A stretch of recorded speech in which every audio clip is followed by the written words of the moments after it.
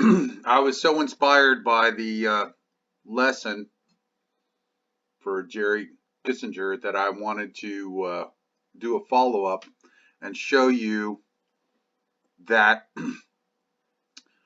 what I'm teaching here, the Page Pierce-like move, actually has a lot to do with Ken Jarvis also. And you'll see he's a lefty and Ken's a righty. I have no way to flip it, but I want you to see in this drill how many positions that he actually achieves that are very similar to one of the longest throwers in history.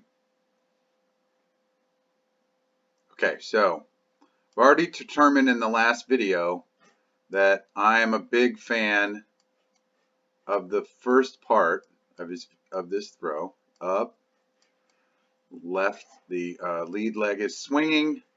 He has just now started rotating.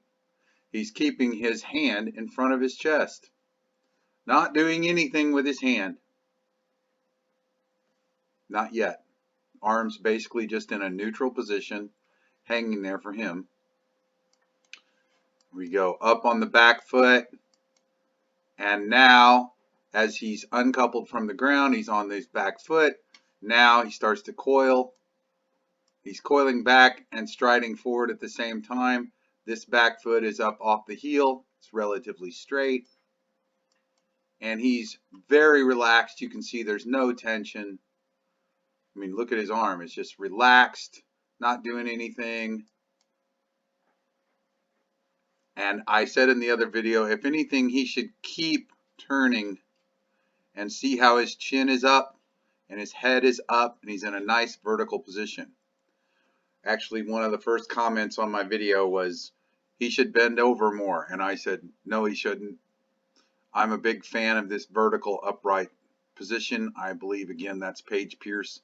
She doesn't make any effort to bend over at the waist. I think it just makes things a lot more difficult. His arms hanging down at what I would call like a natural hyzer flip angle. So this would be what I would call like the standard shot. I talk about that all the time. What's your standard shot? What's the shot you like to throw?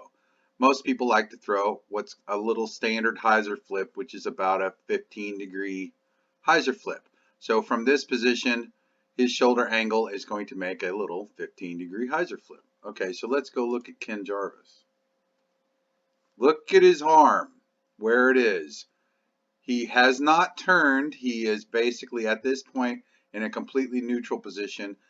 That doesn't show the very first part of this throw, and I'll show it.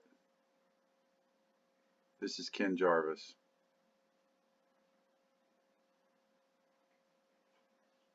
That's just butter. I mean, okay. And I'm saying that Jerry is achieving these same positions if he would go ahead and continue. So we're in he starts out in at 15. Okay.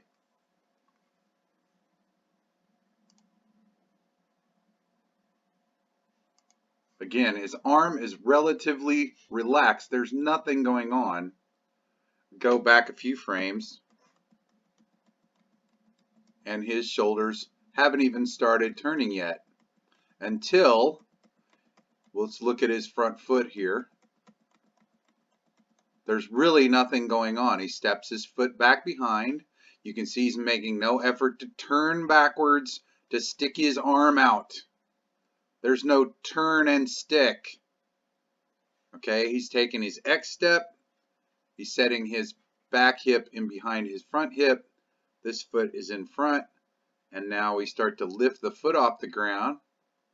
And see how his heel is up off the ground and pretty much in walking position. It's not stuck backwards, so he'll fall this way. He's basically in a standard position. His knees are facing forward, nothing weird. Okay, so now he lifts his foot up. Now his shoulders start to coil. But you can see his elbow is nice and relaxed, and he's turning this part of his shoulder and striding forward. He almost looks like the upper body's standing still and the lower body is striding forward. You can see, if anything, he's increasing the angle of his upper spine. And this hip is going upward. So basically, kind of left his shoulder in place, this part of his shoulder, and just strided forward.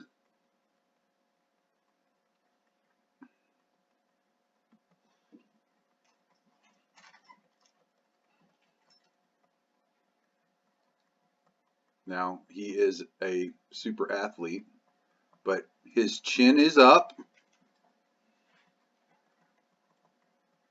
and now all he did was stick his arm out straight. He didn't reach back or push it to another spot. He just stuck his arm out from his chest. His chest is moving. Let's keep going. He continues to coil. Watch his shoulder come under his chin. This is not a turn and stick. His shoulder is back past, well, that's probably 90 degrees, 90 plus degrees, and his arm is stuck straight out from his chest. Now, look at the spine angle. His foot is reaching for the ground. Reaching for the ground, still reaching. Let's watch this. He's reaching this foot toward the ground, but his spine is still over his back knee.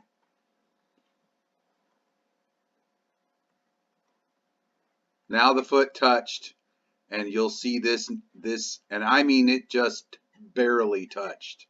He is in no way over the top of this foot. Here, next frame, you'll see is this knee there the knee starts going. As this is coming down, it's already firing in rotation around. Okay. This hip is coming up underneath. The knee is rotating. It's not a drop, it's a rotation. Look at his spine angle. It's way back from his foot. His head is over his back knee. He's actually moving his knee up underneath his head. He has actually increased his spine angle. This hip is now higher than it was when he started. Okay, that's a very natural athletic position you see in baseball swings, golf swings. This is not anything different. And the disc is centered on his chest, and his trailing side is firing, and his knee continues to rotate. You can see his pants twisting, and bang. And this knee will come in behind this knee, and look at his spine angle now. Now, I admit he's probably throwing high, but at the same time, it's not over here.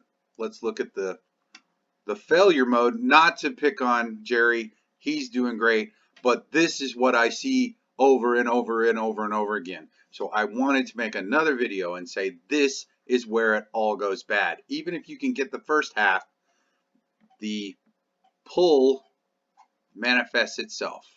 So instead of this staying back here, and if anything hanging back, see how it drops down?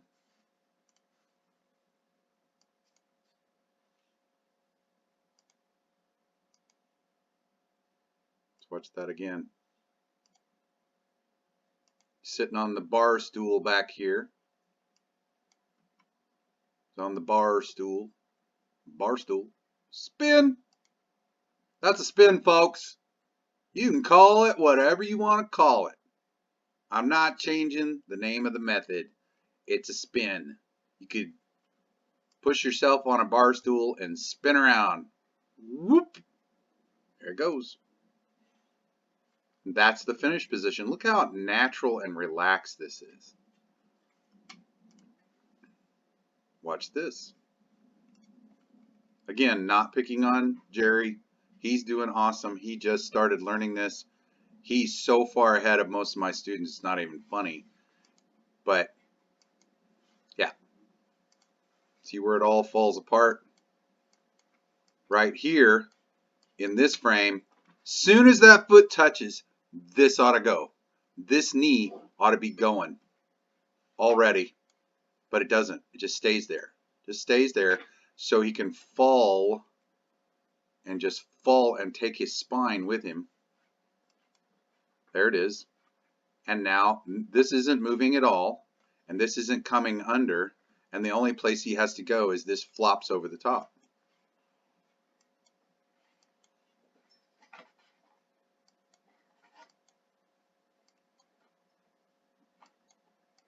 Let's watch this again.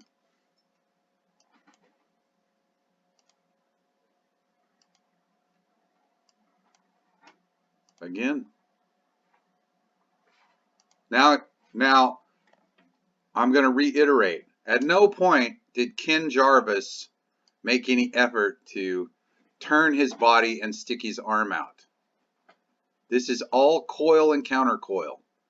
It just looks linear because he's striding through it. But it is absolutely all rotation. He's just so long and lean, it looks like a linear pull, but it's not. He's just got the disc in front of his chest, and he's creating this counter coil.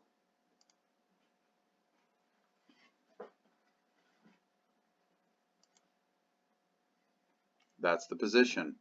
It's, again, that's why I keep coming back to, you know, maybe I don't even know if I was responsible for the name knee drop, but the knee does drop, but it doesn't shuffle and then drop down.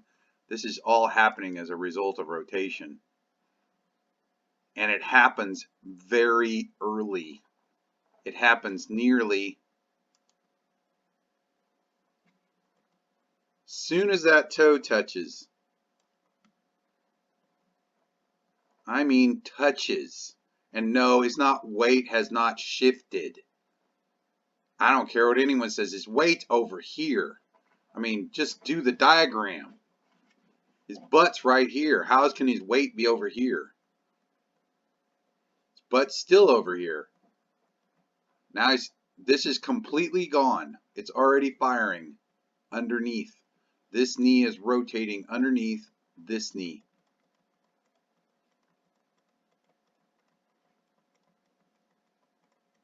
Okay, now his weight has planted firmly, and he is well into his throw.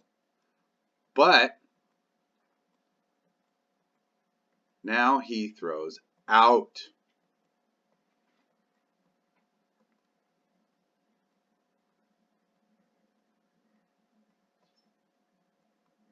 And see how the knee continues to rotate in behind this knee? See how it's coming in behind? Because this side of his body fired so early and his spine stayed back, it just drops in behind the other side.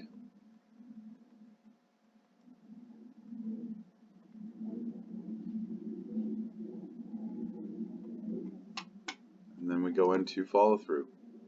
See how his knees just come together and his upper spine is just free to follow through. Okay, so compared to this, and again, by this point, this head should still be back over this foot, and this knee should be halfway up to here by now. I just wanted to do this follow-up and show that this is the major failure mode, is that people want to get into this pull position to pull. I want to get my weight all, and I guess people are teaching this. Got to get your weight all the way over here before you do anything. Well, that's not what the video shows, folks. I'm just here to tell you. This is Brad. Join my Patreon for online lessons. I hope that you do it and then you can get results like Jerry is. And join the Spin and Throw group on Facebook. Spin and Throw Disc Golf. Thanks a lot. Bye now.